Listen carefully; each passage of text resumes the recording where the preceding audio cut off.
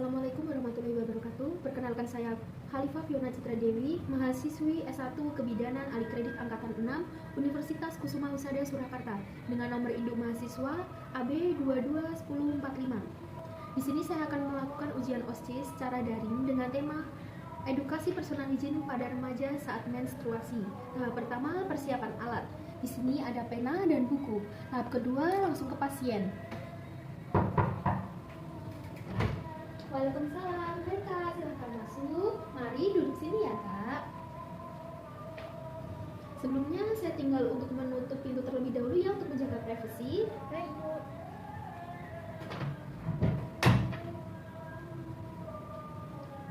Selamat sore Kak, perkenalkan saya Bidan Fiona yang menjaga di sore hari ini. Ada keluhan apa Kak?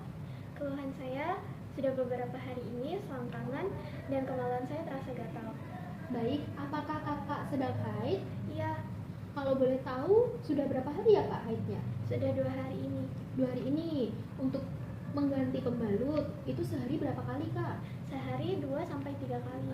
2-3 kali. Baik, sebelumnya apakah kakak sudah memeriksakan ke fasilitas kesehatan lainnya? Belum. Belum pernah ya. Sebelum saya melakukan tindakan, saya data dulu identitas kakak ya. Baik. Namanya siapa kak? Iya, Iya. Umurnya berapa kak? 16. 16 tahun. Alamatnya di mana? Alamatnya di Solo. Alamatnya Solo ya. Iya. Baik.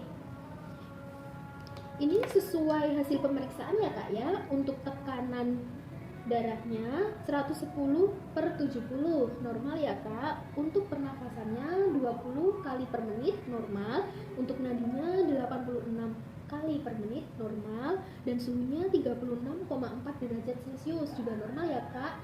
Tapi untuk pemeriksaan fisiknya didapatkan kemerahan pada lipatan paha kakak.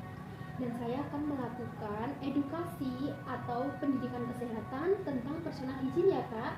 Sebelumnya apakah kakak pernah mengetahui informasi tentang personal hygiene? Belum pernah. Belum pernah ya. Saya akan menjelaskan tentang personal hygiene agar tidak terjadi infeksi ya kak ya. Apakah kakak bersedia? Bersedia. Baik, jika kakak bersedia, saya akan menjelaskan ya kak ya. Personal hygiene itu perilaku yang berkaitan dengan tindakan untuk memelihara kesehatan dan upaya menjaga kebersihan pada daerah kewanitaan saat menstruasi ya kak ya. Nah, di sini ada faktor-faktornya kak yang mempengaruhi perilaku personal hygiene saat menstruasi. Yaitu yang pertama, ada citra tubuh atau penampilan. Nah, penampilan umumnya seseorang itu dapat menggambarkan pentingnya hygiene pada orang tersebut. Dan kedua, praktik sosial. Kelompok-kelompok sosial dapat mempengaruhi perilaku hygiene pada anak-anak yang selalu dimanja dalam hal kebersihan diri. Maka kemungkinan akan terjadi perubahan pola perilaku hygiene-nya ya kak ya. Dan tingkat ekonomi. Nah, ini juga mempengaruhi jenis dan tingkat praktik kebersihan yang digunakan. Personal hygiene memelihara alat, memerlukan alat dan bahan seperti sabun, pasta gigi, sikat gigi, sampo, alat mandi yang memerlukan uang ya kak ya. Dan pengetahuan tentang mens. Ada anak yang tidak mengetahui tentang mens. Jadinya ketidaktahuan mereka, perilaku kesehatan tidak diterapkan dengan benar dan akan menimbulkan penyakit pada saluran reproduksinya. Dan ada budaya juga, kepercayaan budaya ya kak ya.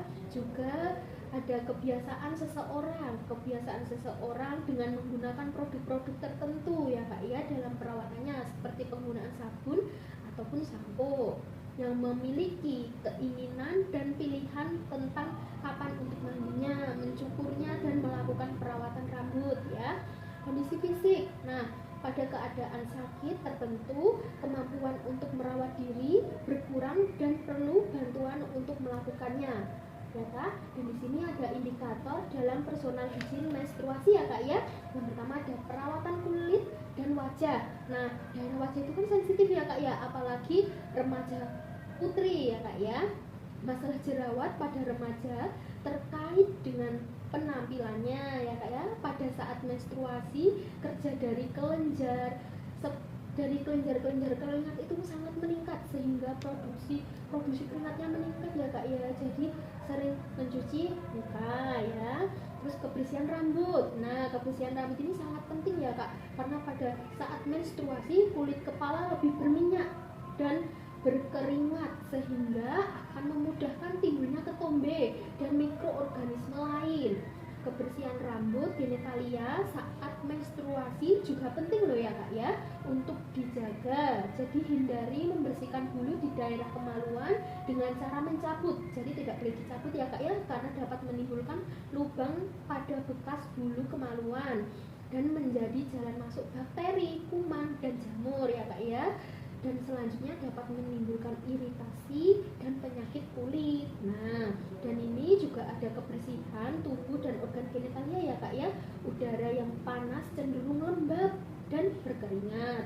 Nah, keringat ini membuat tubuh kita lembab, terutama di bagian tubuh yang tertutup dan lipatan-lipatan, yang akan menyebabkan bakteri mudah berkembang biak, menimbulkan bau yang tidak sedap ya Kak ya, dan menimbulkan penyakit juga. Nah, kebersihan tubuh pada saat menstruasi juga sangat penting diperhatikan. Cara membersihkannya yaitu membasuh dengan air bersih dan melakukannya dengan teknik yang benar, yaitu dari atas ke bawah ya Kak ya, dengan air mengalir.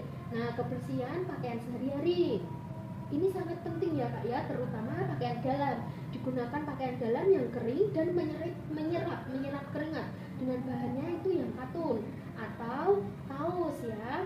Nah, pemakaian celana yang terlalu ketat sebaiknya dihindari, karena hal ini menyebabkan kulit susah bernapas dan akhirnya bisa menyebabkan daerah kewanitaan lembab dan teriritasi, kemerahan seperti tadi ya. Nah, penggunaan pembalut. Nah, penggunaan pembalut ini pilih pembalut yang bersih, jangan yang berwarna ya. Jangan yang mengandung parfum, yang baunya wangi itu jangan. Nah, dan daya serapnya yang tinggi itu jangan ya Kak ya, sehingga tetap merasa nyaman selama menggunakannya.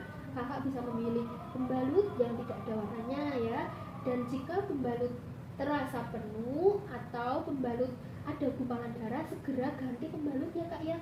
Alasannya karena gumpalan darah yang terdapat di permukaan pembalut itu merupakan tempat yang sangat baik untuk perkembangan jamur ya. Nanti bisa menyebabkan infeksi. Nah, di sini juga ada tindakan yang dilakukan personal hygiene saat mens. Yang pertama, mencuci muka 2-3 kali sehari untuk mencegah timbulnya jerawat. Terus mencuci rambut dan keramas minimal 2 hari sekali ya. Mandi dengan air bersih minimal 2 kali sehari dengan sabun mandi. Memotong dan membersihkan kuku, mencuci tangan dengan sabun dan air mengalir sebelum dan sesudah memegang genitalia. Nah, lalu membersihkan genitalia dengan air bersih, tidak menggunakan cairan antiseptik saat membersihkan genitalia, tidak menggunakan bedak atau parfum pada daerah genitalia, tidak diperbolehkan ya Kak ya, di daerah kemaluan kita diberi parfum ataupun bedak. Terus membasuh genitalia dari arah depan ke belakang ya, jadi dari arah vagina langsung ke anus ya Kak ya, jadi dari arah atas ke belakang dengan air mengalir. Pembalut harus diganti secara teratur 4-5 kali atau setiap setelah mandi. Buang air kecil atau buang air besar ya, selalu diganti ya Kak ya. Dan mencukur atau merapikan rambut kemaluan karena bisa ditumbuhi jamur kutu yang dapat menimbulkan rasa nyaman dan gatal. Nah, terus di sini ada dampak yang sering timbul pada masalah personal hygiene. Yang pertama, dampak fisik. Nah, dampak fisik ini akan menimbulkan infeksi pada alat reproduksi, kanker leher rahim, keputihan, dan jika tidak segera ditangani akan menyebabkan pemandulan Kak, sehingga menurunkan kualitas hidup individu yang bersangkutan. Itu ya Kak. Dan di sini juga ada dampak psikososial. Nah, ini masalah-masalah sosial yang berhubungan dengan personal hygiene adalah gangguan kebutuhan, rasa nyaman, dan juga gangguan interaksi sosial ya. Baik, apakah Kakak sudah paham? Sudah. Nah, tadi untuk membersihkan genitalia tadi dari arah mana Kak? Dari arah atas ke bawah. Baik, dengan air mengalir ya. Jika Kakak sudah paham, apakah ada yang ditanyakan? Sudah cukup. Cukup. Baik Kakak, nanti jika ada keluhan Kakak bisa ke fasilitas tenaga kesehatan terdekat ya Kak ya, atau kembali ke sini. Terima kasih atas kunjungannya. Terima kasih. mendokumentasikan hasil asuhan,